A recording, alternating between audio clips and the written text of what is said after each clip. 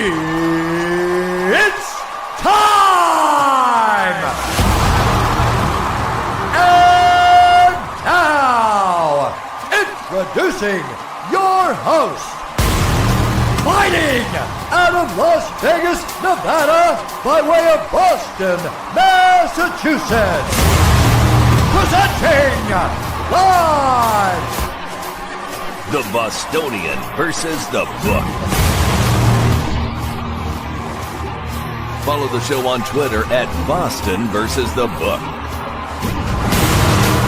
Here he is, Matt Perron! Enjoy the show, enjoy the show, enjoy the show, enjoy the show.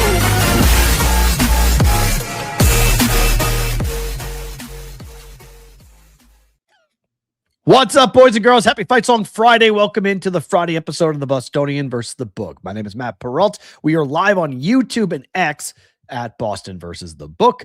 We are replayed on Sports Good Television each and every single week night at 10 p.m. Pacific, 1 a.m. Eastern Time. Audio podcast wherever you guys get your audio podcast. We'll talk some football today. Ed Feng, the power rank, a guy who knows math. I don't know math. He knows math. Stanford PhD, in fact. He will join us. He has some very interesting thoughts on the Bears. And if you are a Bear fan, his video that he put out a couple of days ago, you might have seen it.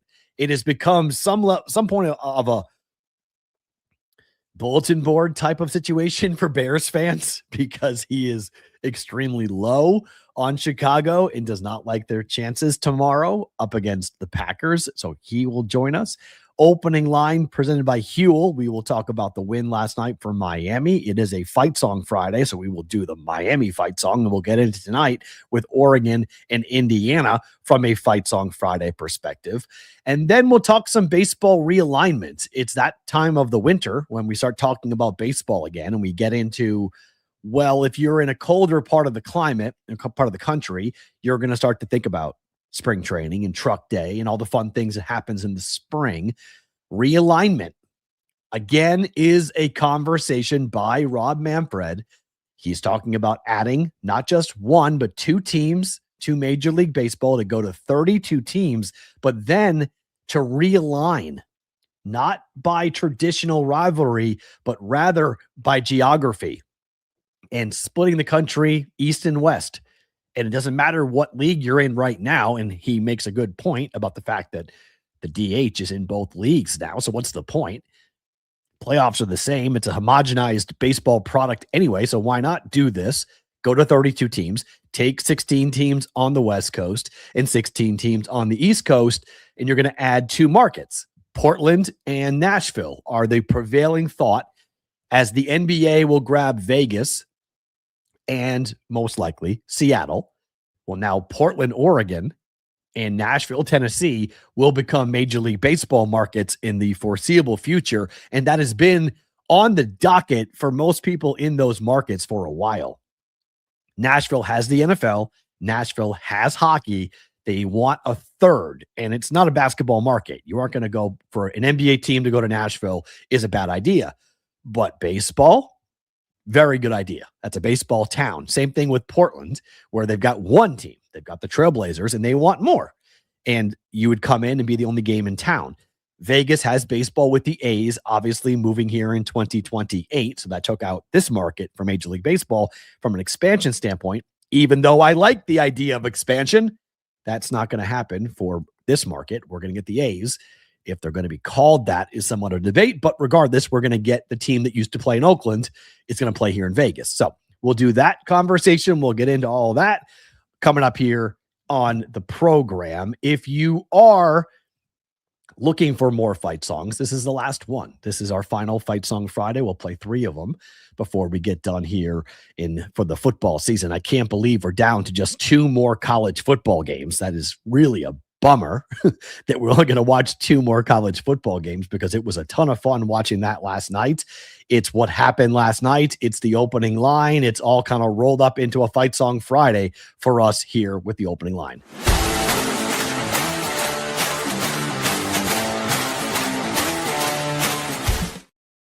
Not only is it the opening line, but it is also a Fight Song Friday. It is also what happened last night.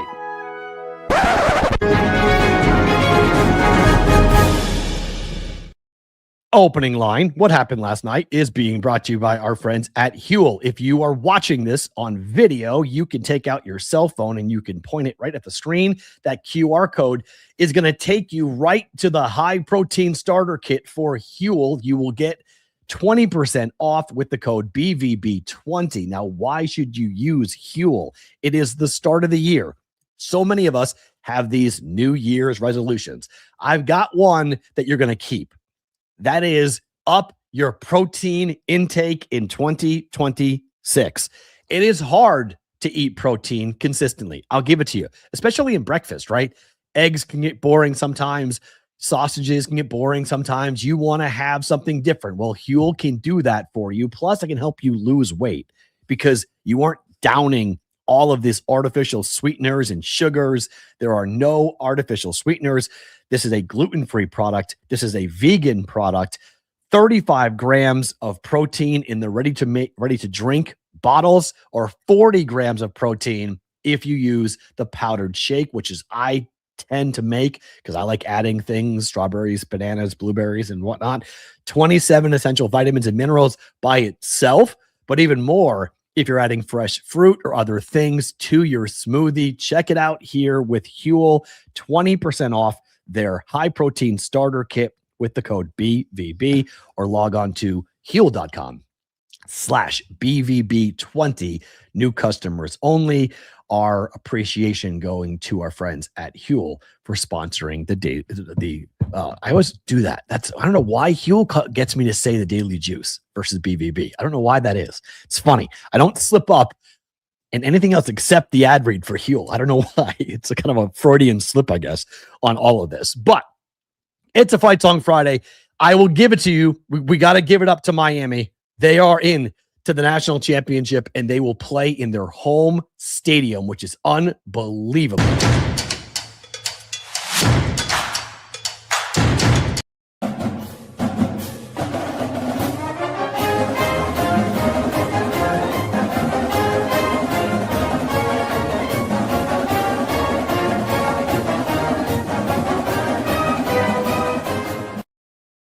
If you are a Cane, if you are Miami, congratulations. All right.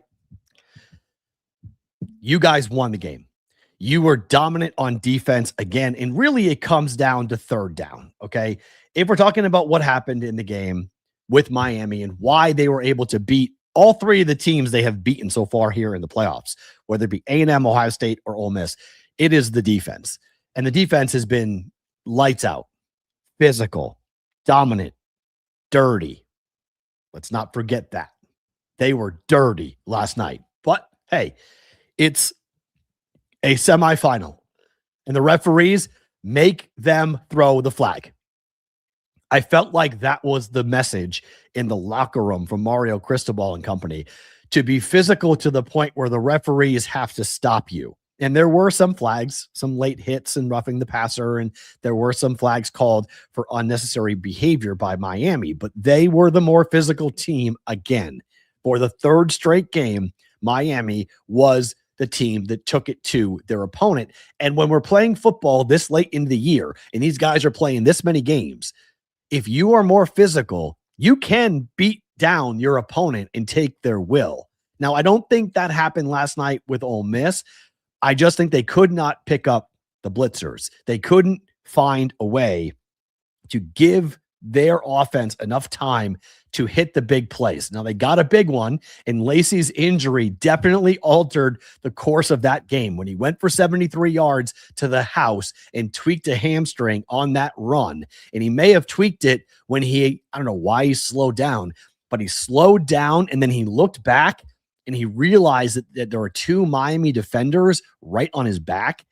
He then went quick and kind of burst. And that burst, I was like, when they said his injury happened on the run, I wondered, did he tweak the hamstring when he did that? But he wasn't the same player in the second half, but the offense was there, except on third down. That was the problem. Ole Miss went 2 for 10 on third down for 0 yards. Like, that's Your money down as an offense. You're in that game because of your offense. You're in that game because of your passing attack and your running game, and you can't move the football on third down. That was the game. It wasn't a game full of turnovers, and Miami was able to rest their defenders because in the first half, Ole Miss couldn't sustain a drive. That was the game plan. That's been the game plan for Ole Miss, was to run the football, was to go quick passes, tire out that defensive line. It didn't happen. Just didn't happen. They weren't able to get first downs and pick up and move the chains, and that really altered the offensive efficiency for Ole Miss. Miami just played ball control. They just straight up dominated, and they were able to keep the football away from an offense that wanted to go fast.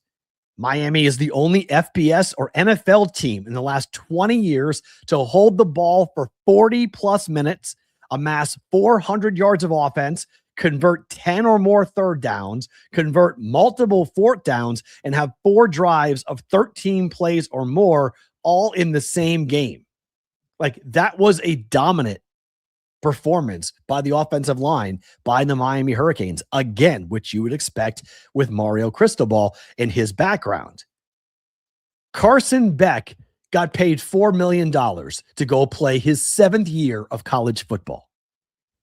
It is ridiculous when you stop and go. Carson Beck was in the same recruiting class of CJ Stroud, Anthony Richardson, and Bryce Young. The Bryce Young and CJ Stroud thing is wild. Like, when you stop and go, oh my God, he's that old. Carson Beck's experience showed. Game-winning touchdown. He didn't panic, didn't overreact, looked at the defense, saw it all flowing to the right, and nobody was at home.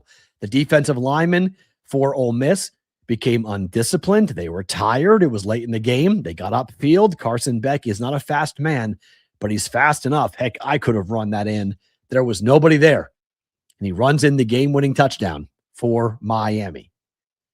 However, it wouldn't be football without some level of controversy. It wouldn't be football if we weren't talking about what happened at the end of the game. I'm not saying that any referee has the guts to throw a flag on a Hail Mary in a national championship semifinal. I just wish they would. I wish that they would have the guts to call the same penalty at the end of the first quarter that they do at the end of the game. Because there is no debate in my mind. There is no mutual contact. There is no on any planet was this not pass interference. Okay. This was pass interference. The defensive back for Miami was hanging on to the Ole Miss wide receiver, their best wide receiver, for 7 yards. 7 yards. He had his hands inside of his jersey. Claudia Bellafato, who's been on this show before, had the best line of the night, I thought. I should have pulled it, but I forgot. But she said, when you get to second base, it should be pass interference. And I went, I haven't heard a good second base reference in a while, and I love that reference. That's exactly the truth. That's what that was. Terry McCullough, who is the NBC head official, this is defensive pass interference. Everything up until the ball comes in is just mutual contact between two players tracking the ball. But as the ball arrives, see the football? Look at what's going on here to the wide receiver. He's getting turned and thrown to the ground. Like, on the left-hand side of your screen, you're watching hand fighting. But, I mean, the guy has a grasp of his jersey and of his shoulder pads. The ball arrives, and look at what's going on. He's getting turned and pulled down, and the ball was catchable. That's the other part about this. The ball was catchable. Now, could you catch the football and get 1 foot in bounds? I don't know. It is college football, though. It's an easier catch. This is not the NFL. You don't need 2 feet. You need 1 foot to be down. That's pass interference. I mean, That's pass interference. Okay. I don't care what planet you're on. I don't care what fan base you're part of. That's pass interference. Like, stop, end all be all. That is pass interference. Ole Miss fans have a right to be mad. But again, to have a refereeing crew, to have the guts to throw a flag in that situation, Miami fans are going to lose their minds. Now, it doesn't give the game to Ole Miss. They would still have to score the touchdown. Ball we place on the 2-yard line and a chance, one untimed down for Ole Miss trying to win the game and go to the national championship game. But that, if you're going to call it in the first quarter, you should call it in the fourth quarter. But that doesn't happen in sports. We know this. Human nature. Referees don't want to be the story. They don't want to be talked about for the most part. So let players go ahead. And what you get is that defensive backs know they can get away with whatever they want. And boy, did they get away with a lot coming up here for yesterday. To set the stage for tonight's other semifinal, let me give you the fight songs and then we'll get to Ed Feng talking about this game, Oregon and Indiana.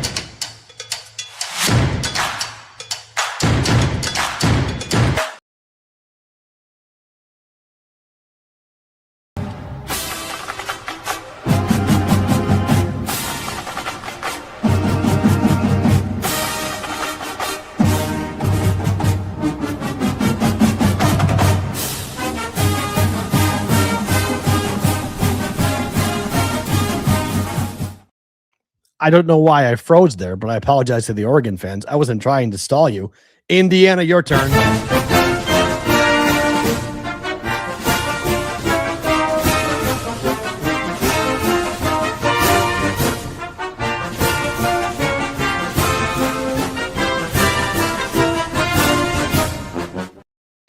Let's talk about this game and the other 6 big games on the weekend. He is Ed Feng joining us again here on BVB. Ed, what's up? How are you? Thanks for coming back on. Thanks so much for having me, Matt. Pumped to be here. Even got my BVB sweatshirt on this time. So Boston versus the book is popular in German soccer too, So I guess so, yeah. Well, we'll get to the Bear fan and the pitchfork and torches that they're currently coming after you with for your assessment of that game that we'll talk about tomorrow in a second. But let's start with Oregon and their game tonight against Indiana, where the Ducks are dogs. I thought your walk and talk video was awesome about Oregon. Let's talk about it here. Why do you like the Ducks tonight? Right. I mean, it starts with my model. It has Indiana by about 1.5 points. Obviously, with a market north of 3, that suggests value in Oregon plus 3.5. I think you got to dig a little bit deeper past that, right? You gotta do your handicapping, you gotta do your homework. And one thing I've been noticing is that Dan Lanning just keeps putting players in the NFL. I don't remember what the numbers are the last 2 NFL drafts off the top of my head, but they've been pretty good. You look at some ESPN projections for this year, it looks like 5 guys are projected to go in the top 3 rounds of the draft. And that probably doesn't even include some of their best players. They got a couple freshmen in the secondary that are really making a contribution. And we know that you can't just have NFL talent and beat Indiana. Alabama proved that not too long ago. So we also have to look, and Oregon just ticks every box in the metrics, top 10 on offense and defense, whether you look at my success rate adjusted for opposition or whether you look at yards per play. Look, I think Dan Lanning's the best young college football coach in America. I think he's doing an incredible job. I think he's got a great program, and you shouldn't be shocked if Oregon wins this game tonight. They have the talent to do it. I think Indiana is a better team, but I would say that are we overrating them a little bit after they blew the doors off of Alabama? Probably. I was a little surprised that I thought I'd be closer to the market with my number on this. I thought my model would kind of give them credit. It tends to give them credit for what happened in the last game. But it landed at 1.5. Yeah, let's just hope for a great game tonight. We kind of snoozed through the Big Ten season, and the only really good game was Indiana at Oregon, which was an amazing game if you remember, right? Oh yeah. Mendoza throws a pick six, you think he's dead. He comes right back and leads them down for a touchdown. Dante Moore didn't have a good game, threw 2 picks in the fourth quarter. I think he plays a lot better. He's a lot better than that. I think he plays a lot better than that. The other thing to note, like, they couldn't stop Elijah Surratt, the Indiana wide receiver. I thought he had a really good game. He got hurt, missed a couple games, and now all of a sudden Omar Cooper Jr. is their best wide receiver after that amazing catch he made against Penn State. Both these guys are going to be pros, probably have some pretty long careers. So just, like, I live here in the Midwest. I thought the Big Ten season was so boring, but we get this game to kind of make up for it. We get this rematch. I think it's going to be incredible. I think hopefully it's going to be every bit as incredible as last night. Yeah, I took the 3.5. I like the Ducks tonight. So that's why your video caught my attention, but I'm curious about your model when it comes to rematches. How do you handle that when teams have played each other before? Because you have a set of data to go ahead and plug into the model because we've played it. Now it happened in Eugene. It's not happening. This game is happening on a neutral. But what do you make of a rematch when it comes to the modeling of this game? Yeah, that's a great question and probably something that I should include. It is not explicitly included in there. I just use that as part of the subjective aspect of the handicapping. Like, Dante Moore's not going to play that badly again. And he's got some pretty good numbers. He's probably going to be a first round pick. And, Mendoza had a pretty good game. We'll see how he does. Kind of love the kid. I love I like to call him King Dork. Just a dorky kid that happens to be really good at playing football. But nothing explicit for that last game. Right. So I'll just use the data as it comes in every week, make my adjustments in college football and then put out a number. I do have a different way that I used to be my primary way of making models. It looked more at the overall season long averages. So it would be more based on, what you've done in, for example, yards per play over the course of the season, and then adjusted for who you played, and then a couple other statistics in there as well. That model actually has Indiana by about 4. So that one's through the market if you look at their season long averages.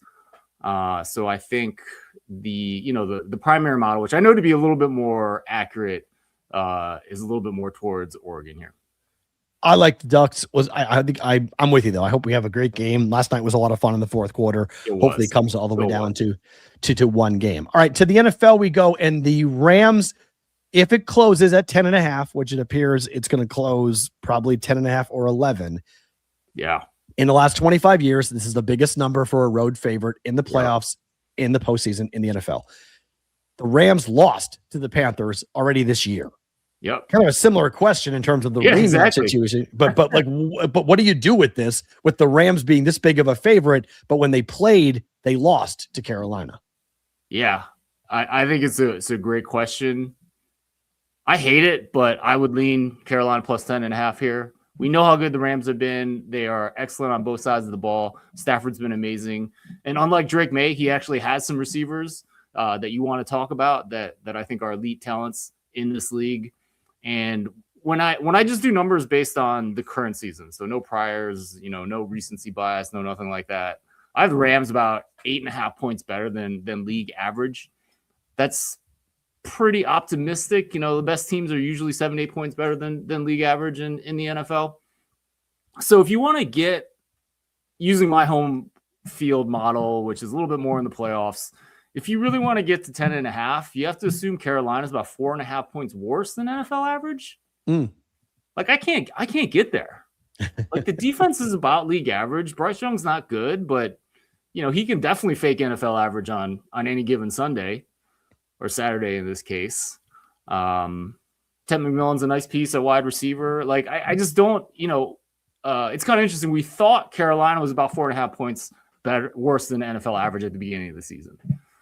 I think they've showed that they're better than that. A lot of my metrics have them about 2 points worse than NFL average. Definitely the worst playoff team in there, but they're at home. And so like, are they really almost 5 points worse than NFL average?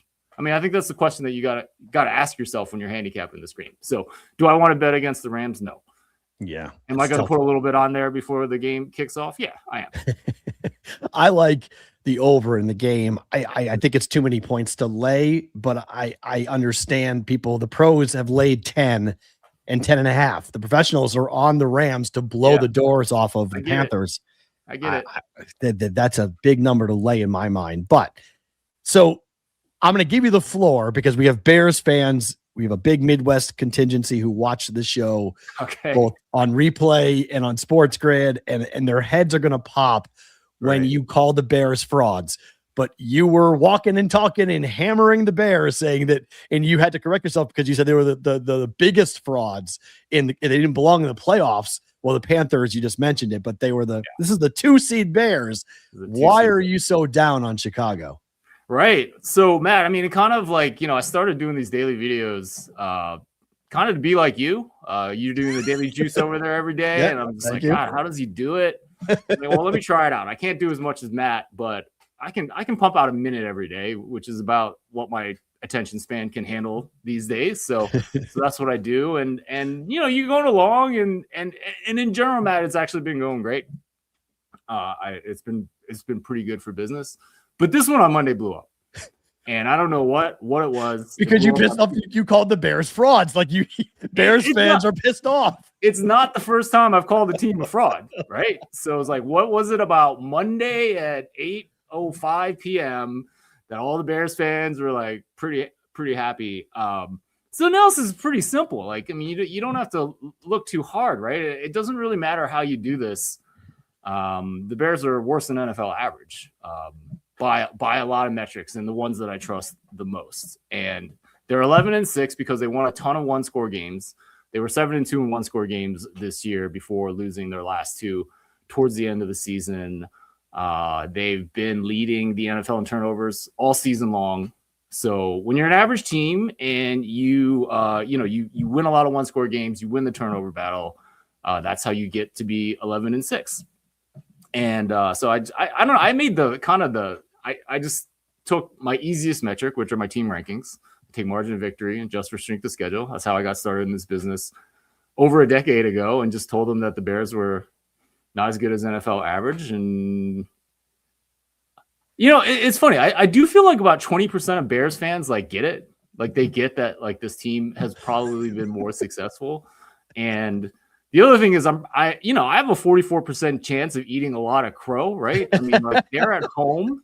They have about a 44% chance to win. I think the markets would agree with that. Yep. And so, but I don't think we'll ever.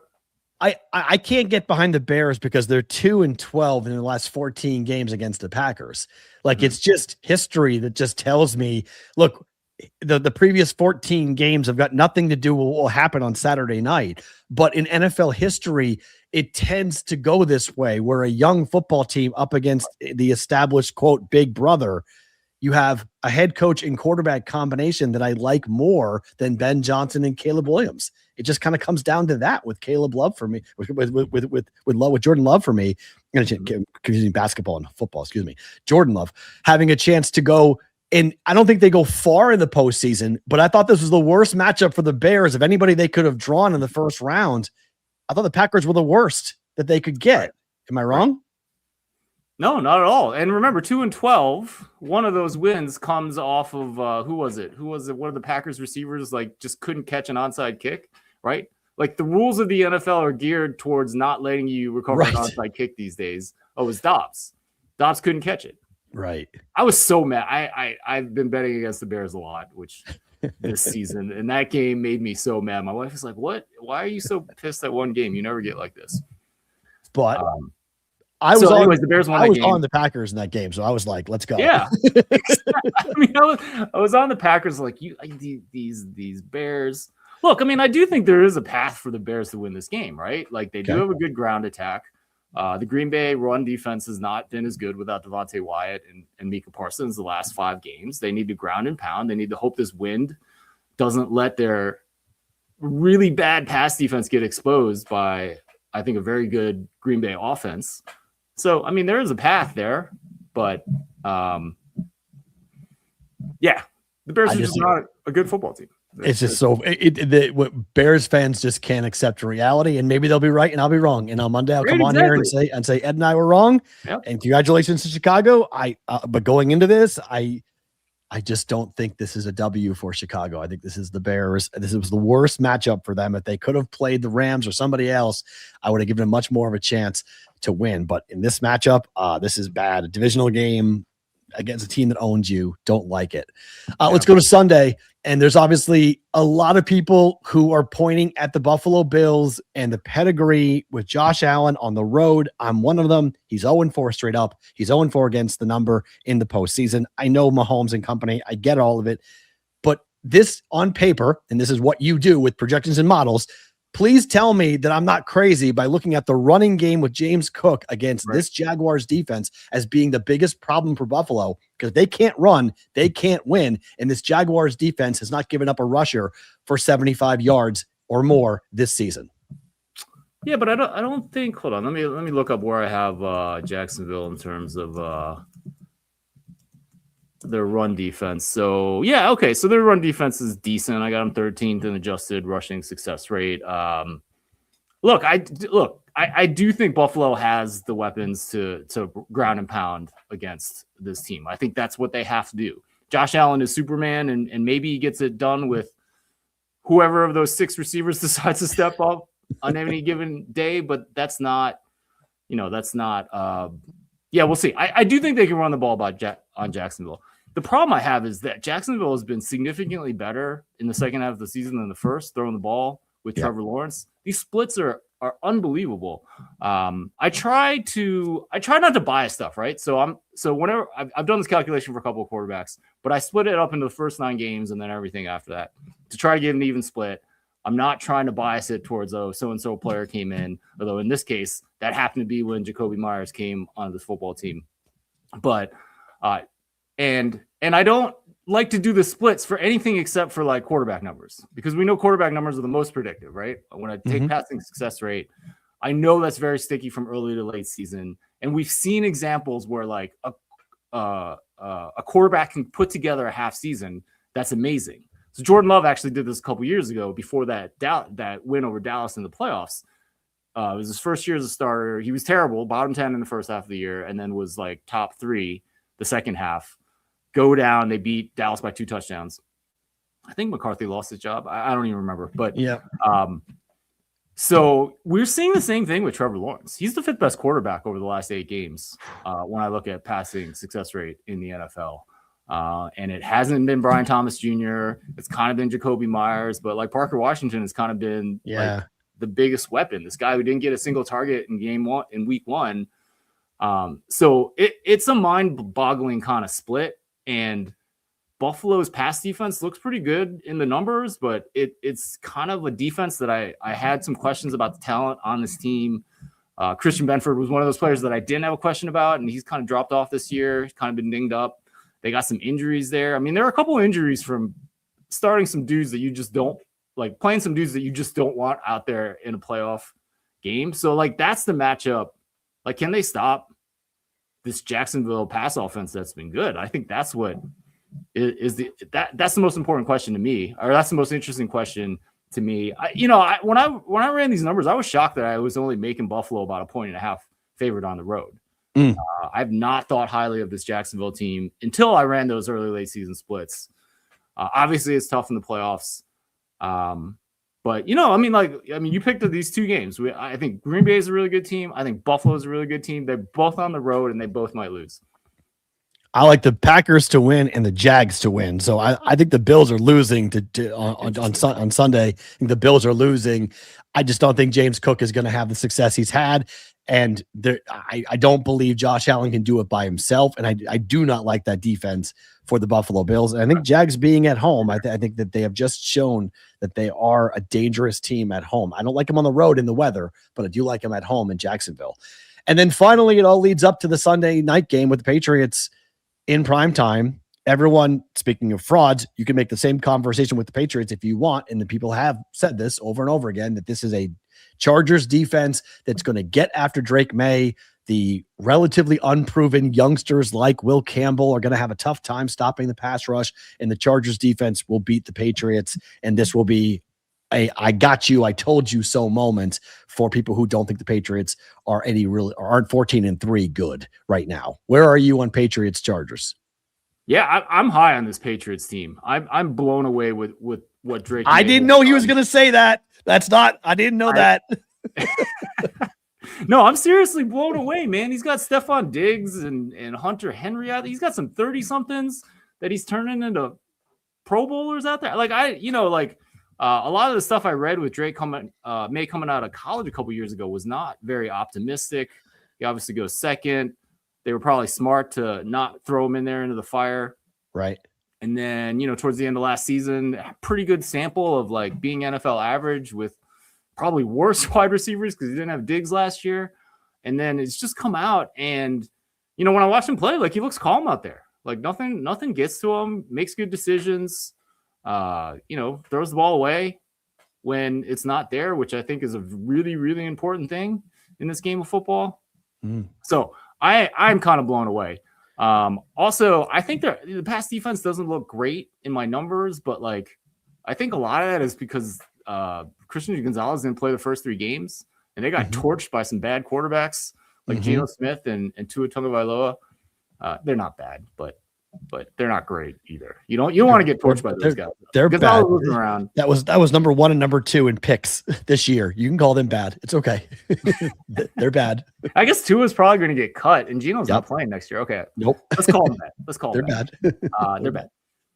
So, I think, I don't know. I'm high on this New England team. Like I think they hit it out of the park with May, and I have them by almost 5 in this game. My model. Good. I think the Chargers, I don't know. I'm not exactly sure what to think about the Chargers, right? Like the defense has obviously been great. They're going to lose Minter to a head coaching job, right? Like he's been incredible anywhere he set foot in the last 4 years. And so I think that defense is good, but Herbert's got a busted up hand. Yeah. Who knows what that is, but like, before he hurt his hand, he was slated to throw 34, 35 times, right? Like they had kind of gotten away from we want a ground and pound hardball man ball thing to like, hey, let's use Herbert. Like he's good. And, in the market, he's slated for like 31 attempts, right? So like at least the markets don't think he's necessarily going to get back to where he was at the beginning of the season, throwing the football. So yeah, Pat's at home Sunday night. You gotta go with the home team there. I like it a lot. I mean, your model and I are seeing the weekend the same. So hopefully it's a good weekend for your model. All right, yeah, let's go. We're seeing it correctly.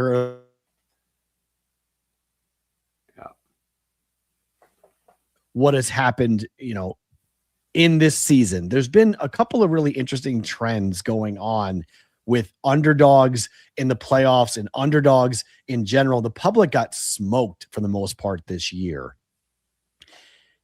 I'm just curious about the Eagles and the 49er game, because you have the defending champs and you've got a opportunity for this Niners team to get 4.5, 5 points potentially on the road. I feel like everyone's betting the Eagles and everyone's just kind of discounting Kyle Shanahan and discounting the offense for the 49ers. This feels like I need the numbers to kind of help us determine who wins this game. Who do you like between Philadelphia and San Francisco? I mean, that's hilarious that you should ask me what the numbers think about this game, because I can give you any range of predictions based on which model you want to look at. Like the numbers are not conclusive on this game at all. Overall, I have Philly by about 5. That's probably right. Yeah, so there's a couple different components. I mean, I can go anywhere from almost a pick on this game based on, so the data from the current season, even with how awful San Francisco's defense has been, actually makes this pretty close. Like those numbers actually rate San Francisco higher than Philadelphia. Wow.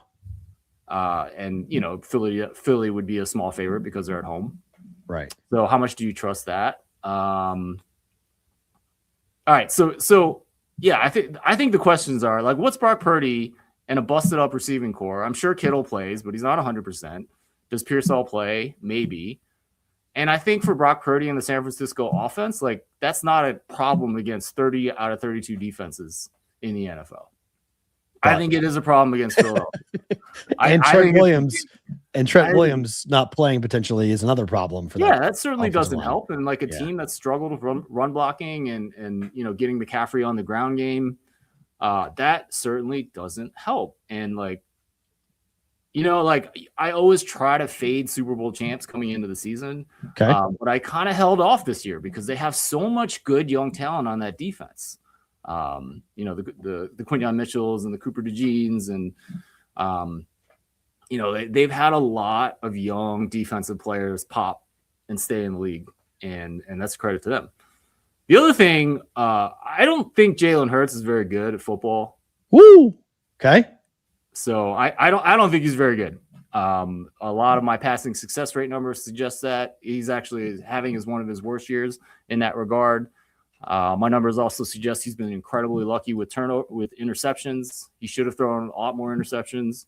Actually, over a long term, this is like a 3 year, maybe even 4 year trend for Hurts that he's about NFL average at throwing the football in the dangerous situations, and usually about 18% of those footballs end up as interceptions. He's about at 15. And then he's got this incredible record in one-score games. I don't know what it is off the top of my head, but I think part of that is like he's just, he's got a good supporting cast. He's got good receivers. He's got a good defense. He's won a lot of football games, and that's obviously, objective number one. But yeah, he's 31-5 at home. Yeah, that helps too. Yeah, I mean, he's won a lot of games at home. Yeah, I don't remember exactly what his record in one-score games was. It's good. But it's really good, and it's better than Brady, right? I think that was the thing, right? Wow. It's better than Brady over the course of his career, and that's just like it just doesn't work. So, Matt, I've been trying to, I need to kind of work on this in the offseason, but I kind of have this theory. There's a lot of quarterbacks out there that are just NFL average at throwing the football, right? Okay. So, and Hurts is one of them. It's not going to surprise you. I'm going to put Kirk Cousins, people like that, Baker Mayfield, except for like last year. And I actually think Justin Herbert's in this category as well. Like when you look at their numbers, like they're middling around NFL average, but you have to have a ton of talent to be NFL average, right? You have to be a ton of talent to be considered a starter in this league that can get near anywhere close to these numbers. And these guys are all good football players, and they're all capable of being amazing, elite for certainly one game, certainly a 4-game playoff run, maybe even a half season, and maybe even an entire season, like my number said Baker was last year. So it's like, you get a guy like Hurts, he's good enough, and he's made a Super Bowl, he's won a Super Bowl, he was great in the Super Bowl against Kansas City. It's not, this team is completely, in a year where we don't have favorites, like Philly's completely capable with that defense of winning a Super Bowl. That doesn't mean Jalen Hurts is good at playing quarterback. He obviously adds a lot with his legs, so let's be fair there. Right. But if Hurts can torch a bad San Francisco defense, like this is an easy game. They roll in this game. I just don't know if that happens. I think they probably do. Ed, if folks want to watch the Walk and Talk, so they want to follow you and get more of your content, how can they go and do so? Yeah, I post them on X, Twitter. I post them on YouTube. I post them on TikTok. Thanks so much for watching, Matt. Really appreciate it. They're a lot of fun for me to do. And, I'm going to try to make them even better because there's a lot of pressure now that more people are watching. So, yeah, just check those out on social media. And I'm also at thepowerrank.com. I post 5 Nuggets Saturday every Saturday if you're looking for something to bet on any given weekend. And then, yeah, it's a good way to get in touch with me. Just reply to that email if you if you have a question or anything. Be happy to chat. Good stuff. Thanks, Ed. Appreciate the time. Thank you so much, Matt. Ed Feng, the Power Rank, joining us here on the Bostonian versus the Book. Good to get him on the program. And the Bears fans are already in the chat and elsewhere waiting and seeing if the Packers lose this game, Chicago. I'm on his side. I'm on the model side. I like Green Bay. I do. Let's make some plays. I'll tell you what I'm betting. You guys want teasers. I'm not ready yet for the teasers, but for now, here's my plays.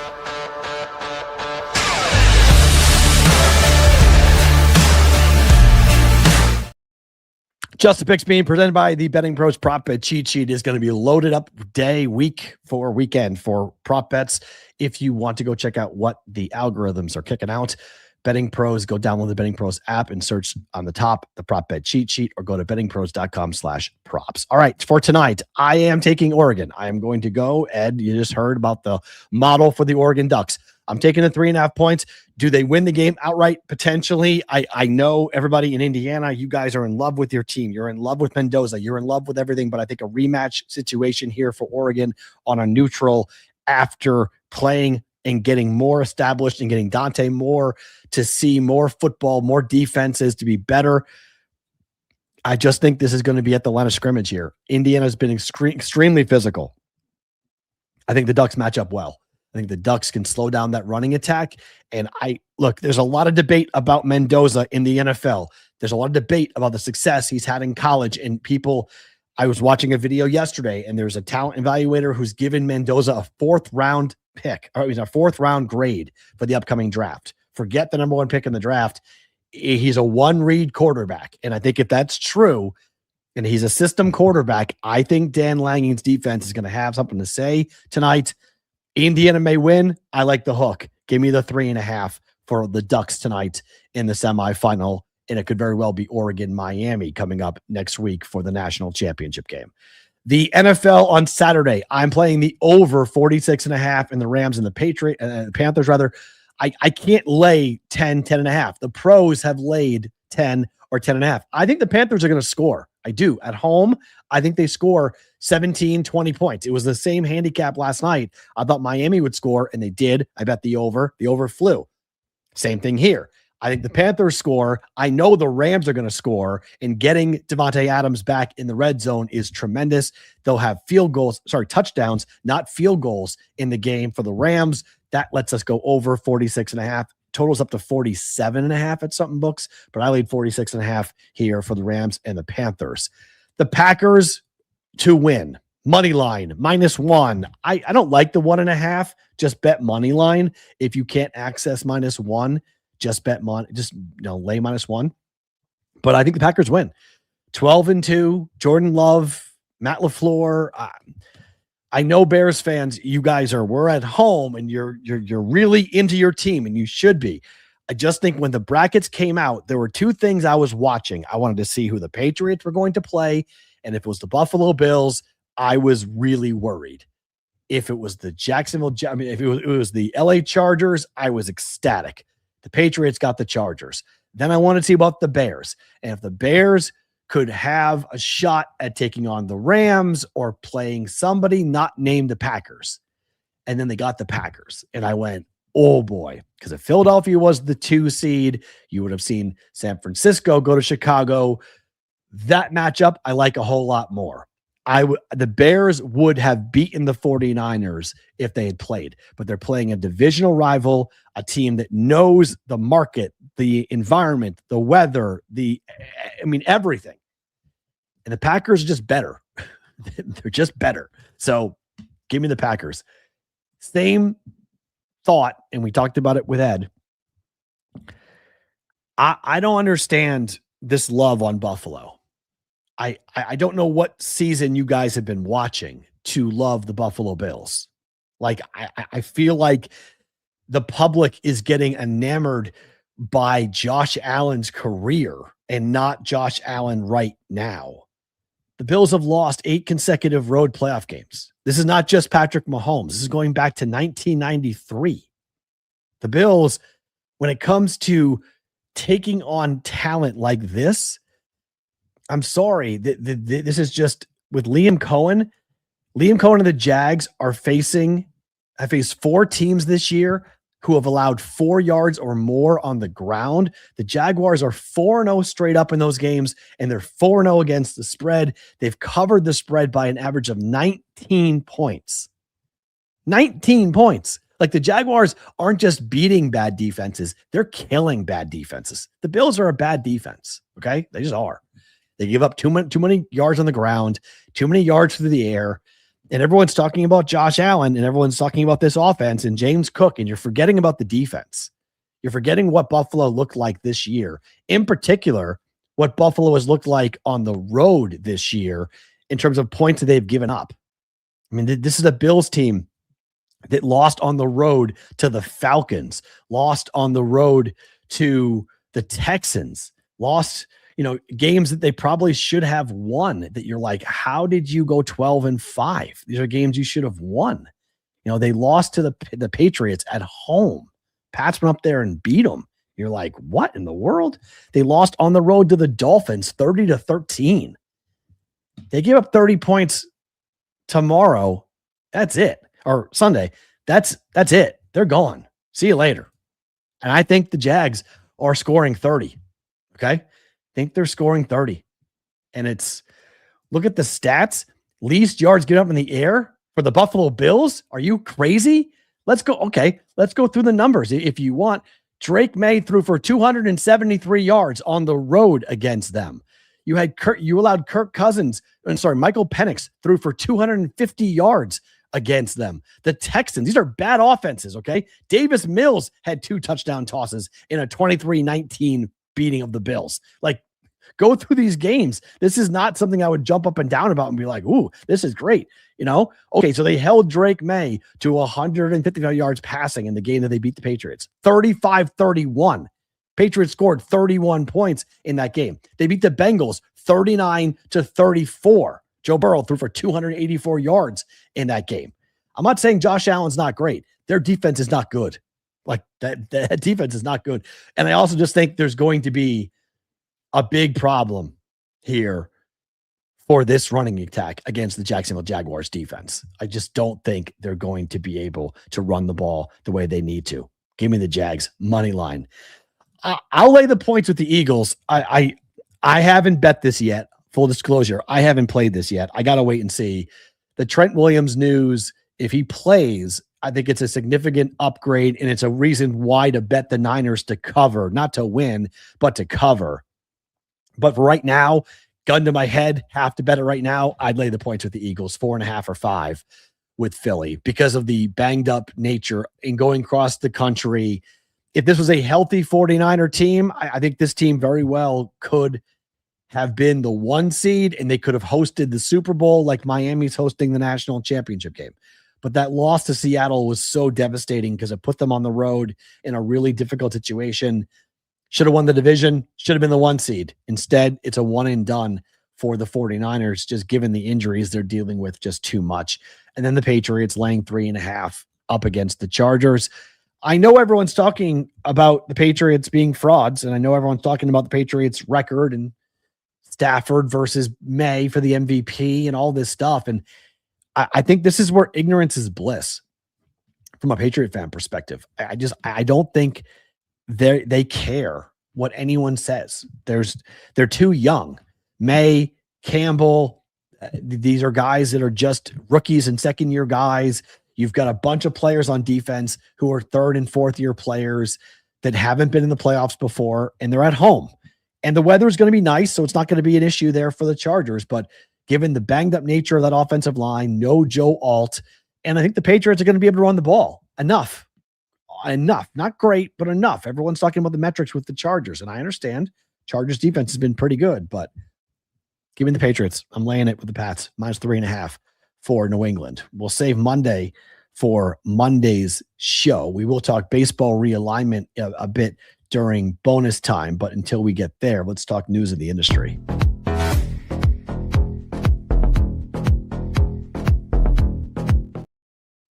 I don't know how many times we joked around about ping pong table tennis in Colorado. I don't know how many times we've made the joke. I don't know how many times we've asked the question about money laundering, about match fixing, about who the hell is betting millions and millions of dollars overnight on table tennis in Colorado. But it's ever since legalization, it has been a huge topic. And I mean a huge topic. Finally, there is somebody paying attention, except it's not in America. It was in Canada. FanDuel has been fined for suspicious table tennis betting, as our friend David Purnham from ESPN Chalk wrote about today. FanDuel has been fined by regulators in Canada $350,000 yesterday, accusing the company of failing to identify and report suspicious betting activity on international table tennis in 2024. The regulators referred the suspicious betting to the police, according to ESPN, and those speaking to ESPN. And the police in Ontario have launched a criminal investigation into the alleged scheme. Between October 23rd and November 30th of 2024, FanDuel accepted 144 bets from 3 betting accounts in Ontario on Czech table tennis Star Series matches. What the hell is Czech table tennis Star Series? Sure. The matches in question, quote, displayed multiple indicators associated with match fixing. That, according to the Alcohol and Gaming Commission of Ontario. The AGCO said FanDuel failed to notice several red flags, including abrupt movement in the odds on matches involving 2 specific athletes, a concentration of bets on those athletes to lose, and bettors' implausible and near perfect win rate. The sportsbook industry had previously been alerted to integrity concerns surrounding the Czech table tennis Star Series. According to the AGCO, the $350,000 fine is believed to have been the largest levied by the AGCO since legalized sports gambling launched in Canada in 2021. We still have not seen this in Colorado. we have seen, yes, it's Czech, not Czech, correct. We've seen, maybe they're just really into ping pong in Colorado. Sure. Maybe they're just really into it. I haven't even seen, let's see if I can pull this up really fast because I'm curious. The Colorado, I should have done this before the show, but let's see. Colorado ping pong betting numbers. Let's see. In March of last year, just for the hell of it, to give you an idea, March of last year, headline esportsinsider.com. Colorado falls in love with table tennis, attracting $31.7 million in wagers in 1 month. The Colorado Division of Gaming reported $31.7 million in handle on table tennis in January of 2025. That's higher than the previous record of $29.4 million set the previous month. It also is more than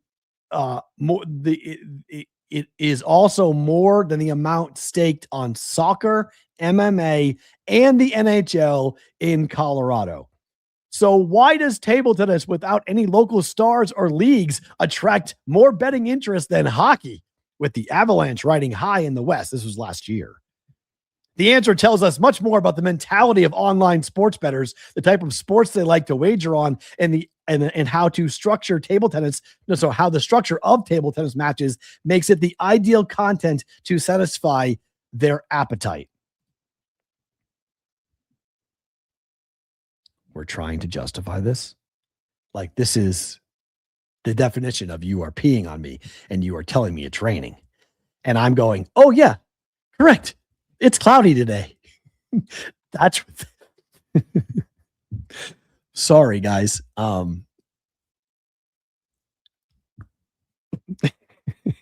If you actually think that people are betting on table tennis because they like betting on table tennis, I don't know what to tell you. Like, I just don't know what to tell you. If this is what you think is going on, sure. Yeah. At some point, we're all going to wake up. At some point, the regulators are going to wake up. At some point, someone's going to pull the whistle. And at some point, we're all going to pay attention to what actually is going on. 31 million in 1 month in handle on table tennis because people like to bet ping pong. Right. Oh, right. Now we got a story involving a professional league that now there's an investigation because there could be match fixing going on. Oh, right. Exactly. Yeah. Because people just are so enamored with betting on ping pong and they don't like hockey in Colorado. Like, no one likes hockey in Colorado. It's all garbage. So, no, Eric, I do not watch the CTTSS, the Czech Table Tennis Star Series, which is now known to be dirty, as we know. They're all Forrest Gump fans. Forrest? Good stuff. If you guys are on the replay on Sports Grid Television, thank you for watching. We appreciate you. We're back next week for another episode of BVB on a Monday to take a look at and preview what's happening on Monday night between the Steelers and the feisty Texans. If you guys are watching live, though, don't move. Let's talk some baseball realignment.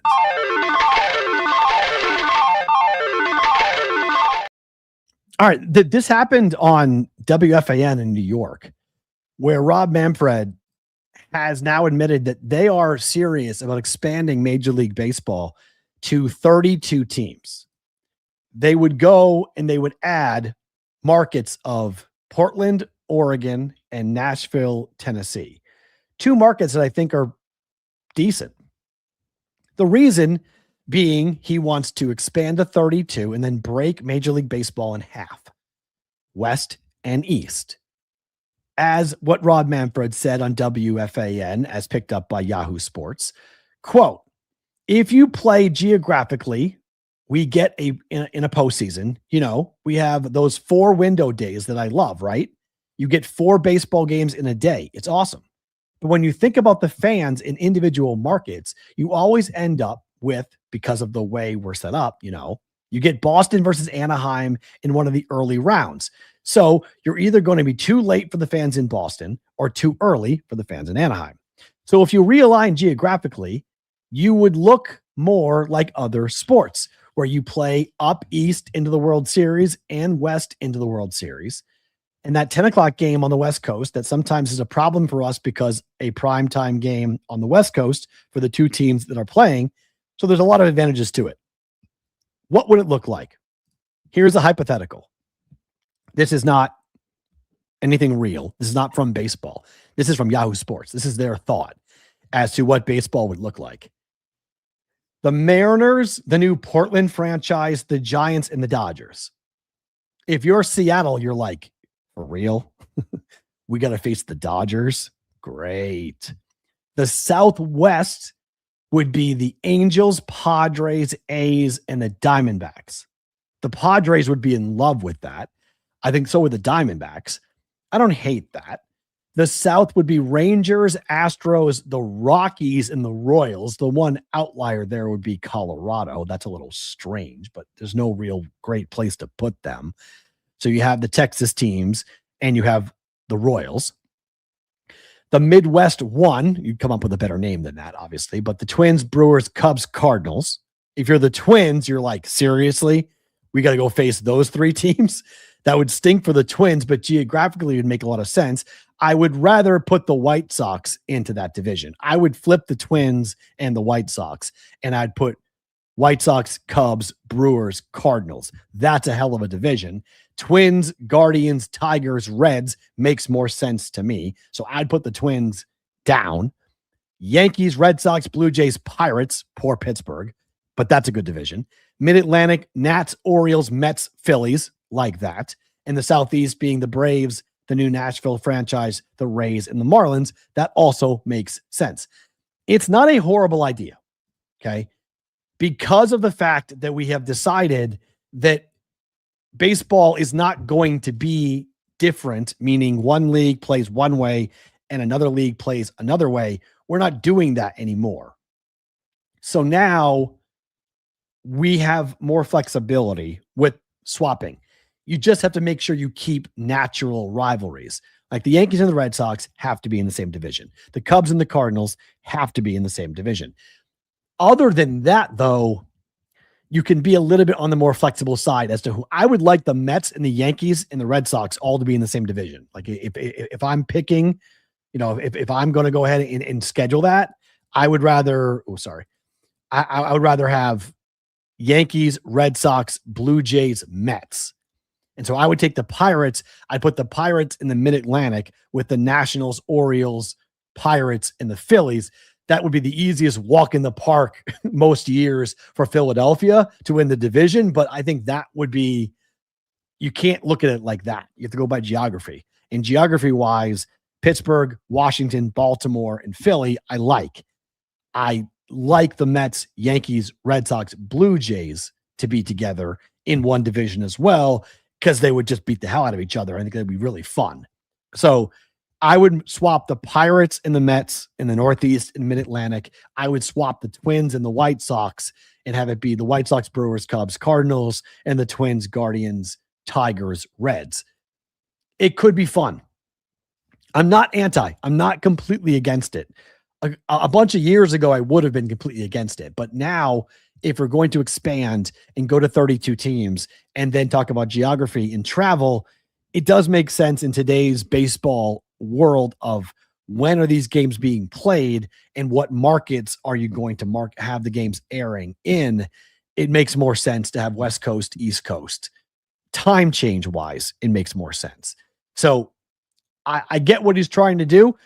Manfred has hit on things like the pitch clock and the number of mound visits and the number of batters faced for guys coming out of the bullpen. He's on a heater. So why not push it while you got the attention? I'm okay with it. Baseball's history has been already toyed with so much that I don't think you can get too upset about it being altered even more. But I'll be curious what the reaction is going to be from the old school baseball purists. Are they going to be okay with it? Are they going to freak out? Are they going to say, absolutely not, we're not letting it happen at all? But I'm not against it. If we're going to realign baseball, we're going to add Nashville and add Portland and have 32 teams and then realign. As long as Red Sox, Yankees, and Cubs, Cardinals is the same, I can get behind it. I'm okay with all of it. Guys, I'm going to cut the show a little short because my throat is killing me and I'm been battling. I'm definitely on the downside of an illness. So hopefully if you guys are able to stay healthy, please stay healthy. Favorite thing about today.